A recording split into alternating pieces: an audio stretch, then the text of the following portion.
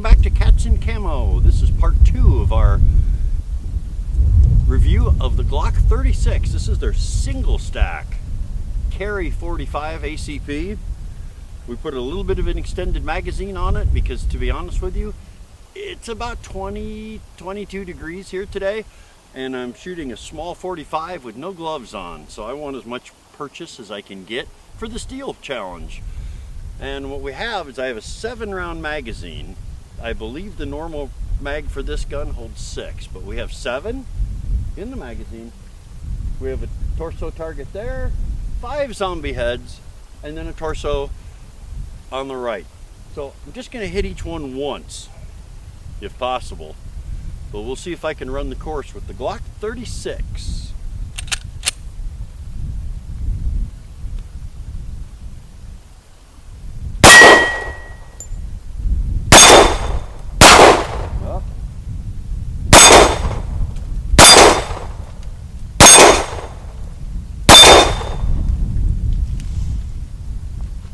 The torso on the right has now eaten my brains.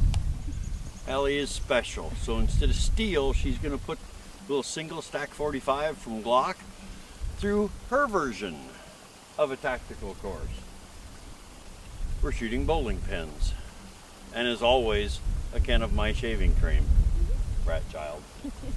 Alright, it's only about 22 degrees out, and normally for a Glock I let Allie rack the slide herself because, well, honestly, she likes Glocks, but it is cold, fingers are getting a little chilly, so I'll help you out. Alright, you are loaded and chambered.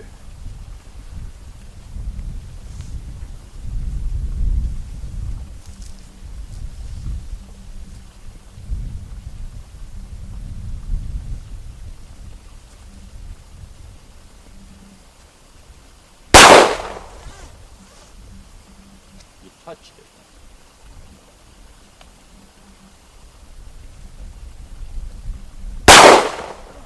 Got it that time.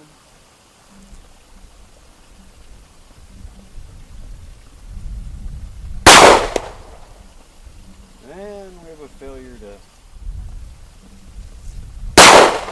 shot low. There you go. Nice. Oh!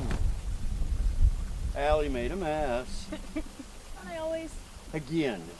Again. So, we shot the Glock 36. We have our review. We have 8 categories.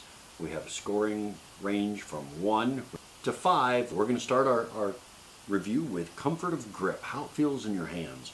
And I like this gun. I'm a big fan of the 36, just seeing it in gun shops and handling it.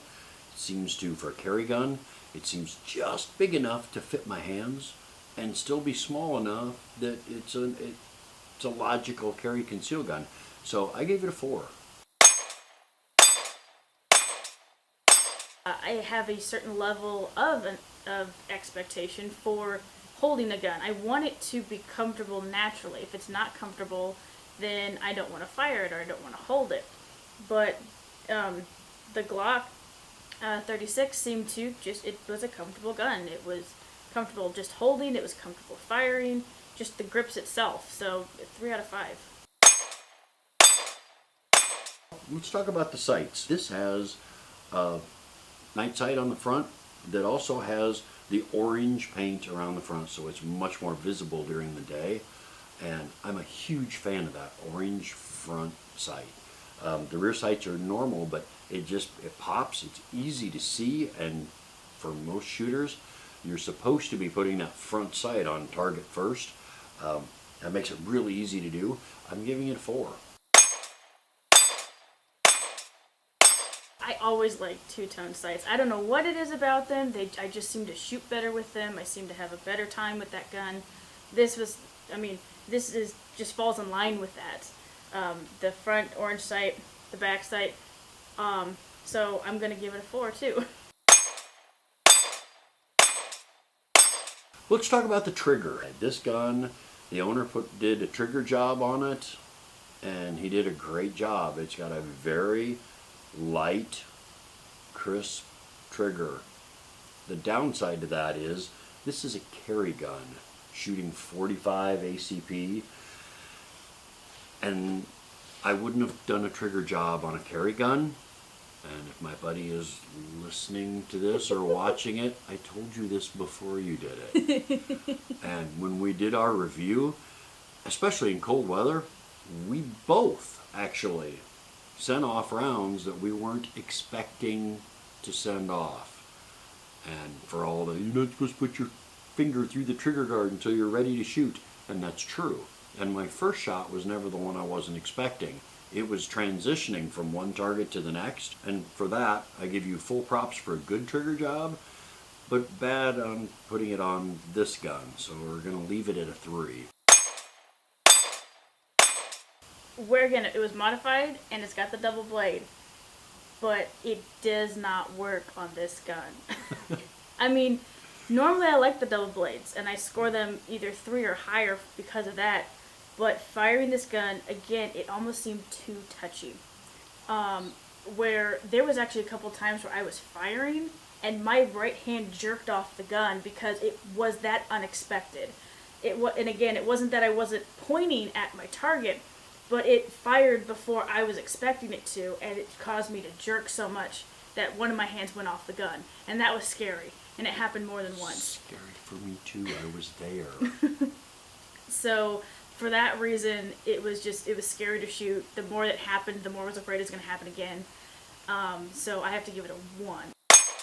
Let's talk about perceived recoil. It still did a decent job. It wasn't bad. It wasn't painful. If it weren't so cold, I could have kept shooting the gun, very carefully pointing downrange at all times with my finger out of the trigger guard. But perceived recoil, I'm giving it a 3. It just seemed heavy. It seemed like there was a lot of recoil to it, and it was a couple times I thought it was actually going to hit me in the face. It just came right at me, and so it was a little scary to shoot because of that. So I gave it a 2. Let's talk about accuracy. I really enjoyed shooting this gun. Part of it's the trigger. The reason why you put a really light trigger in a gun is once it's on target, you don't have the flinch, you don't have the trigger pulling you off target. So if you get the sights lined up, you touch the trigger and it goes boom, and by the time you know to flinch, the round has already left the barrel. So it enhances accuracy. But I actually shot this gun before he did the trigger job, and was really impressed with how well it shot. And it's capable of overlapping shots at decent distances. I liked it. I gave it a 4. It just seemed average to me. It performed well, but did not exceed any expectations for me. But didn't fall short either. It wasn't a disappointment in shooting it. So for that reason, I just gave it a 3. Let's talk about ease of reload. I actually was really impressed with how easy this would reload. I had no trouble with the magazine release button, and the mags for the Glock 36 have a plastic rim on the bottom that stick out beyond the frame. I know that makes it a little bit harder to carry because it'll print a little more, but it's easy to put those mags in, and it's also easy to reload putting the bullets in the magazines. So again, above average, especially for a carry gun. I gave it another 4. For me, when I got to practice off camera for the ease of reload, there was a couple times where the buttons seemed to stick or be just difficult to press. And there was also a couple times where I couldn't return it clean, where I'd have to hit it and then I'd have to hit it a second time. I don't know if it was catching on something or if I just wasn't pushing it in hard enough. But for those 2 reasons, I gave it a 2, actually. All right, well, let's talk about reliability. And again, carry guns, reputation, really ammo picky. And I didn't find that to be true with Glock 36. It ate everything that I fed it. It went boom every time I pulled the trigger. I had no problems getting it to chamber or to eject. I gave it a 4. For me, I only got to shoot one kind of ammo through this gun. This is the first time and only time I've shot this gun. And I had some failures to eject, which is unfortunate and is something that is disappointing in a gun. So I can't give it a 3 because of that. So I had to drop it down to a 2. Let's talk about my least favorite category. Ease of maintenance and cleaning. Glock, to their credit, figured out how to engineer their guns to make them smaller but have everything work the same. The gun comes apart. You can literally take this gun apart with your eyes closed and then put it back together. There are no extra parts to lose, and for all that, you still have to pull the trigger. And for that reason, I'm knocking 1 point off of it, but otherwise, it's still the easiest carry gun in the world to take apart and put back together. So I'm giving it a 4. This gun seems industry standard. It's a gun, it's what I would expect from a gun. Something easy, but not just like a revolver where nothing comes apart. You know, with these types of guns, it's going to be different. But it's what I would expect from a gun like this. So I gave it a 3. All right, well, let's see what our scores are. Let's add them all up. And it looks like I gave this gun a 30. My score only adds up to 20. So it's not necessarily a gun I would consider carrying. It's a 45. It's just a 45. We knew that ahead of time. That just answers the question right there. But thank you guys so much for stopping by today. And if you like this video, please point those crosshairs at the like button down below. And stay tuned for more reviews coming soon. See you then.